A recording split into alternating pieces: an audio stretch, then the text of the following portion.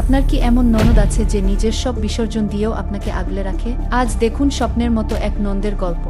বাড়ির বড় বউ রান্নাঘরে একটু ভুল করলেই যখন শাশুড়ি রাগে ফেটে পড়েন, তখন ঢাল হয়ে দাঁড়ায় ছোট ননদ।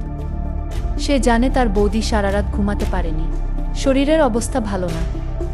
স্বামী যখন অফিসের চাপে ব্যস্ত থাকে, তখনও ননদ মনে করিয়ে দেয়, আজ তো বৌদির বাপের বাড়ি যাওয়ার কথা, আজ তো তার জন্মদিন। সে শুধু মনে করিয়ে দেয় না, দায়িত্ব নিয়ে বৌদির হাসির কারণ হয়ে দাঁড়ায়। আমরা সচরাচর ঝগড়াটে ননদের গল্পই শুনি, কিন্তু এই ননদ অন্যরকম।